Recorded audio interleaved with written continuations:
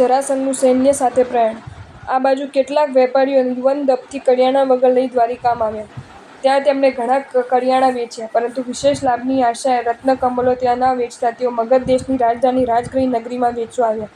ત્યાં જરાસંઘ રાજાની પુત્રી જીવયશાએ તે રત્નકમલો ઓછા મૂલ્યે માંગ્યા. તેથી લાભને બદલે ઉલટી ખોટ જવાથી ક્રોધ પામેલા તે વેપારીઓએ જીવયશાને કહ્યું કે અમારી જ ભૂલ થઈ કે અમે વધારે લાભની આશાએ આ રત્નકમલો કૃષ્ણની દ્વારિકા નગરીમાં ન વેચી અને અહીં લાવ્યા. હવે અહીંયા લાભ મળવો તો દૂર રહ્યો પણ ઉલટી મૂડીમાં પણ ખોટ જાય છે. તે સાંભળી જીવયશાએ પૂછ્યું કે દ્વારિકાપુરી વળી ક્યાં છે અને કેવી છે, અને ત્યાં રાજા કોણ છે?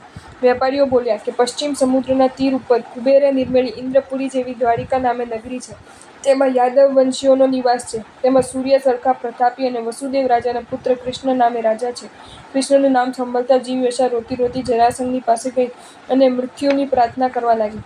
જરાસંઘે તેની વાત સાંભળી કહ્યું, પુત્રી રો નહીં, હું કૃષ્ણની સ્ત્રીઓને રોવરાવીશ. મારી અજાણતીથી એ કૃષ્ણ હજુ સુધી જીવતો રહેલો છે. એમ કહી જરાસંઘે સત્ય પ્રતિજ્ઞાવાળા થઈ સિંહનાદપૂર્વક ભંભા વગાડાવીને સર્વ રાજાઓને બોલાવ્યા. તત્કાળ ઘણા પરાક્રમવાળા સહદેવ વગેરે પુત્રો, શિશુપાળ, સ્વર્ણનાભ, રૂક્મી રાજા અને બીજા ઘણા રાજાઓ તથા હજારો સામંતો સેના સહિત આવીને જરાસંઘને મળ્યા. પછી ઘણા યોદ્ધાઓને લઈ જરાસંઘે પ્રયાણ કર્યું. મંત્રીઓએ અને અપશકુનીઓએ ઘણી રીતે વાર્યો, પણ તે અર્ધચક્રી જરાસંઘ સૈન્યની ભૂચક્ર કંપાવતો ચાલ્યો. કલહ કરાવવામાં કૌતકી એવા નારદ અને ચર પુરુષોને આવીને કૃષ્ણે જરાસંઘ આવવાના ખબર આપ્યા. એટલે કૃષ્ણ પણ યુદ્ધ પ્રયાણ માટે ભંભા વગાડાવી. તેથી અનેક રાજાઓ એકઠા થયા. તેઓમાં સુમદ્ર વિજય રાજા તૈયાર થઈને આવ્યા. તેમની સાથે તેમના પુત્ર મહાનેમી, સત્યનેમી, દ્રઢનેમી, સુનેમી, ભગવાન અરિષ્ટનેમી, જયસન, મહિજય, તેજસન, જય, મેઘ, ચિત્રક, ગૌતમ, શ્વલક, શિવનંદ, વિશ્વકસેન અને મહારથ પણ આવ્યા.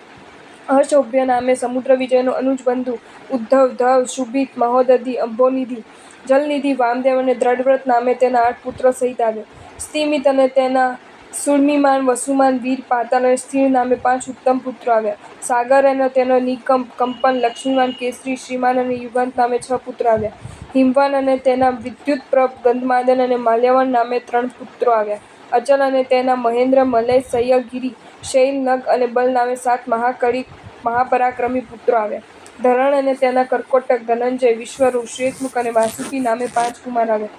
પૂરણ અને તેના દુપુર, દુર્મુખ, દુર્દુલ અને દુર્ધર નામે 4 પુત્રો આવ્યા. અભિચંદ્ર અને તેના ચંદ્ર, શશાંક, ચંદ્રાભ, શચી, સોમ અને અમુકરૂપ નામે 6 પુત્રો આવ્યા. સૌથી નાના પણ ઇન્દ્ર જેવા મહાપરાક્રમી વસુદેવ તેના ઘણા પરાક્રમી પુત્રો સાથે આવ્યો. તેમના પુત્રોના નામ આ પ્રમાણે: અક્રૂર, ક્રૂર, જ્વલનપ્રભ, વાયુવેગ, અશનિવેગ, મહેન્દ્રગતિ, સિદ્ધાર્થ, અમિતિગતિ, સુદારુ, દારુક, અનાદ્રષ્ટિ, દ્રઢમુષ્ટિ, હેમમુષ્ટિ, શિલાયુધ, જરાકુમાર, વાલ્હિક, ગંધાર, પિંગલ, રોહિણીના પુત્ર રામ, સારણ અને વિદુરાગે સર્વે આવ્યા. તથા ઉલ્મુક, નિષદ, સારુદત્ત, ધ્રુવ, શક્રદમન અને પીઠ નામે રામના પુત્રો આવ્યા. ભાનુ, ભામર, મહાભાનુ, અનુભાનુ, બૃહદ્રથ, અગ્નિશિખ, વૃષ્ણુ, સંજય, અકંપન, મહાસેન, ધીર, ગંભીર, ગૌતમ, સુધર્મા, ઉદય, સૂર્ય, ચંદ્ર, ધર્મ, પ્રસેનજીત, ચારુકૃષ્ણ, ભરત, સુચાલુ, દેવદત્ત વગેરે તથા પ્રદ્યુમન, શામ પ્રમુખ બીજા મહાપરાક્રમી કૃષ્ણના પુત્રો યુદ્ધ કરવાની ઈચ્છા તૈયાર થઈને આવ્યા. ઉગ્રસેન અને તેના પણ ઘણા પુત્રો આવ્યા. એ પ્રમાણે દશાળના પુત્રો અને રામ તથા કૃષ્ણના બીજા પુત્રો તથા તેમની ફૂઈના અને બહેનના પણ ઘણા મહાભુજ પુત્રો આવ્યા.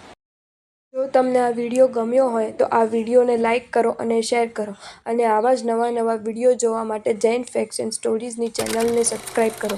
ધન્યવાદ.